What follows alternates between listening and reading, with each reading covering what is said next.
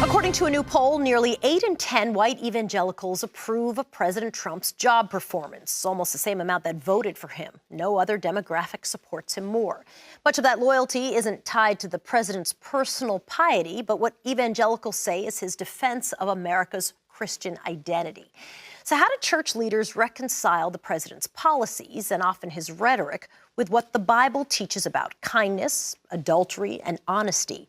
Reverend Samuel Rodriguez is the president of the National Hispanic Christian Leadership Conference, and he is the rare Latino evangelical who's also an informal advisor to President Trump. He's in Los Angeles today. It's so nice to have you with us.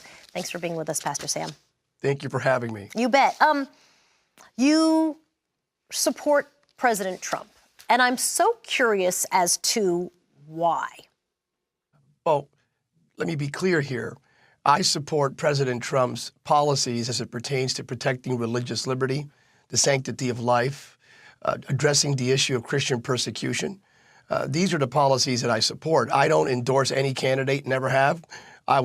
I worked with the Bush administration, and I worked with President Obama for 8 years, actually. I served as an advisor in his fatherhood task force and worked with his White House on a number of issues. So to me, it's a continuum. I'm not a Republican or a Democrat. I am a Christian committed to the image of God in every single human being. I don't think any community should be married to one political party or the other.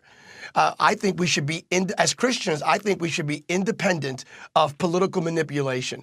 But I do believe there are values that we hold near and dear.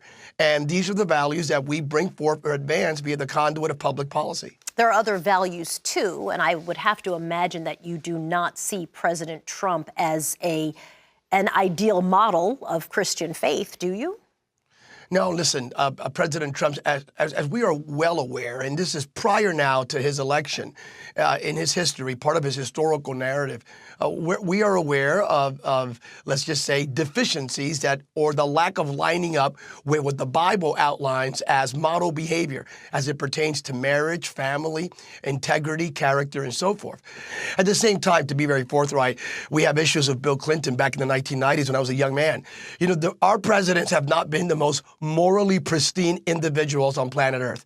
I mean, I guess it sounds like you're saying, well, every single president is terrible. No, every single president is not terrible. But you have to do a comparative analysis of historical narratives as it pertains to morality outside the confines of what they do as presidents.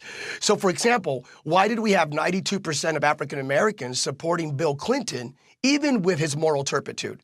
So the question is, why do 81% of white evangelicals support Donald Trump, even with his moral turpitude? So there seems to be an agenda different from a rubric of personal character morality for communities of faith in America. That's my point. Is there a split in your congregation? Are there people who feel that you should be a voice of opposition and speaking up for the Latino community in ways that are more oppositional to the president? You would have to ask the good Lord, why does Sammy Rodriguez believe that God has an assignment for him to be light even in the midst of darkness? What if my presence there will help out our community, our Latino community, our immigrant community, the Christian community? When I have disagreed with the president, I have been very vociferous, but in a respectful way, just like I was with President Obama, indeed. So I want to respect the office, but I want to shine light. I want to speak truth. I want to make sure these dreamers don't get deported. I want to make sure that life is protected in and out of the womb. I want to see a national commission on healing and racial reconciliation. I want the president to say every American is created in the image of God. Pastor Sam, it's so nice to have you. Thanks for talking with me. Thank you for having me. You bet.